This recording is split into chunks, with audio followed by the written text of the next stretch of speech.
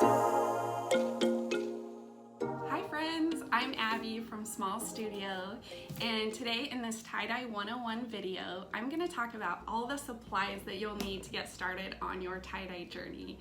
So there are plenty of pre-made kits that you can buy at Michael's or any craft and art supply store, but this video is for not if, but when you become fully obsessed and addicted with tie-dye like I am, because it's inevitable. Tie-dyeing is just so much fun and it's so satisfying and it's really addictive. So you're gonna wanna probably buy some more customizable products so that you can really achieve what you're envisioning. So let's get started.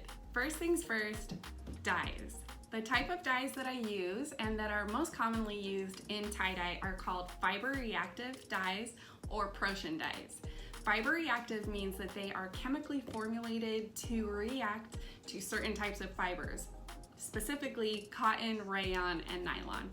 There are other types of dyes that are formulated for wool, linen, silk, other natural fibers, but these ones are the best for cotton and rayon and nylon.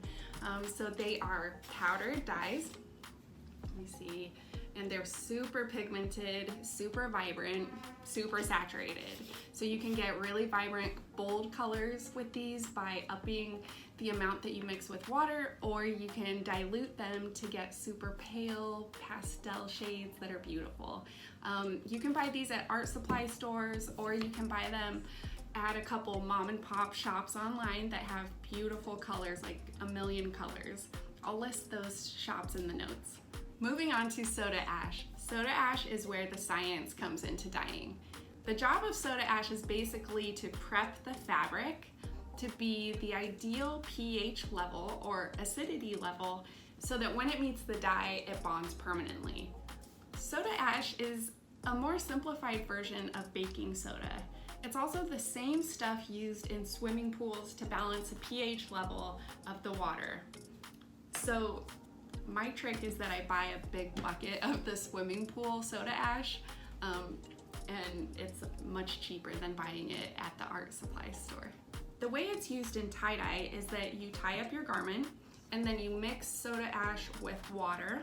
Usually I start with like a cup of soda ash, and in a big bucket or sometimes a tub or the bathtub or a bin, I'll pour in the soda ash, mix it up, and then test it with a pH strip. So the ideal pH for the water to be is 10.5 to 11, which is over here in this purpley brown zone. So I take one of these little paper strips, dip it.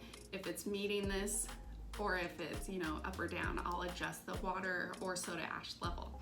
Then drop your garments in, let it soak for 20 to 30 minutes, and then once it's done pre-soaking, take it out, squeeze as much of the liquid out as you can, and it's ready to dye.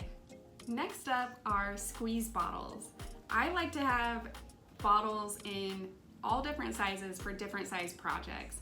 What I look for are bottles that have the measurements on the side, because that is really helpful when I'm mixing up the dyes.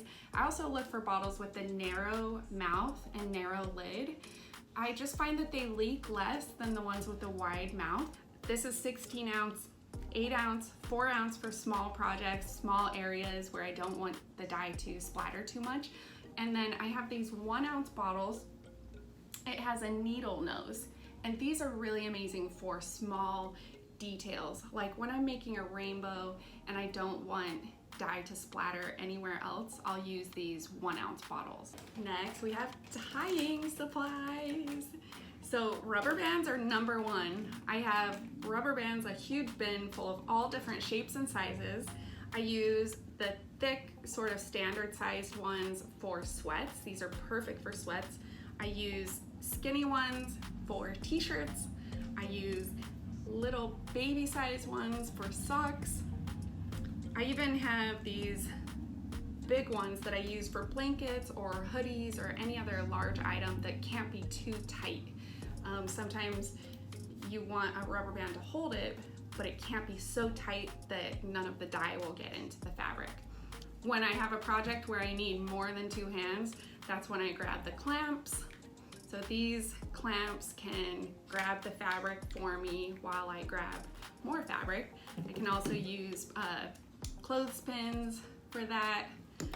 And when I'm doing something with a very intricate and detailed pattern, that's when I use waxed sinew. This is like a waxed string. This took me a while to get the hang of how to use it when tying up a garment, but now that I know, I can't be without it. I use this for the heart, for anything that needs to be even tighter than what a rubber band can do. Oh, the other thing I always have in my rubber band box are washable markers. These are actually really helpful when you're tying. If you're coming up with a specific pattern like a wave or a heart or even this flower, I will draw it with a washable marker. These come out with water, so it's not permanent. If you mess up, just use a different color over the top. So I'll draw on my pattern and then I'll pleat around it to get my tie shape. These I use constantly, so I just always have them with my tying supplies. Next, we have gloves. Gloves are crucial. These dyes will stain your hands. I perpetually have like brown, crusty looking fingernails because I always touch something that has dye on it after I take off my gloves, and it's gross. It's not cute, but they're not toxic. It doesn't really hurt anything, but it just, you know, you want to protect your skin. And you might want to protect your clothes by wearing an apron or wearing clothes that you don't mind getting splattered on. But then again, if they get splattered, you can just tie-dye them later, so it's all good.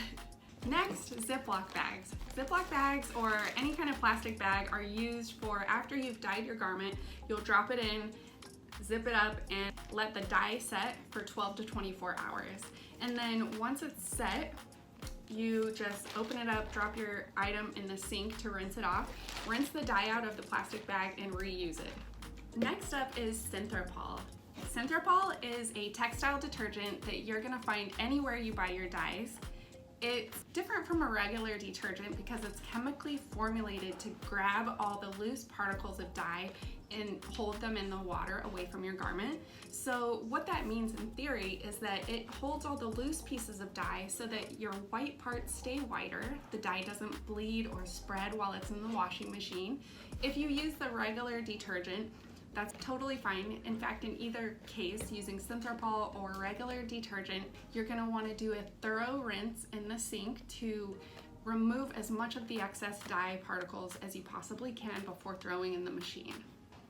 Next, you're gonna need something to dye on top of. You can find something from around the house like a tray and a baking sheet, or this is a little plastic storage tub I have with a little closet shelf on top. I use this one if I'm doing like a single t-shirt or socks or something small, or my favorite setup is this big boy. This is basically a storage, underbed storage bin that I took the wheels off of so it doesn't roll off the table while I'm dyeing. And then I got one of these closet shelves. It's like a wire shelf from Home Depot. I got some wire cutters and then cut it to the length to where it will just sit here right on top. Some people will just use a drop cloth and let paper towels or newspaper grab the extra dye, but I prefer this because I can dye tons of stuff and all the dye will get in the bottom. I just rinse it out afterwards. Then we have Diablos. Diablos are the garments or the accessories that you will dye. Because we're using fiber reactive dyes for tie-dye, you're gonna look for cotton, rayon, or nylon in your fabric. A lot of sweats will be 50-50 cotton poly, and those will just not be as saturated. The color still looks awesome, but it'll be a little bit paler, a little more pastel. When you get 100% cotton, they'll be very vibrant and very saturated. If you do 100% polyester, it will barely even catch a tint of the dye because poly just won't absorb the dye at all. You're gonna start looking around your house, seeing anything in a light color, light gray, light pink, yellow, white.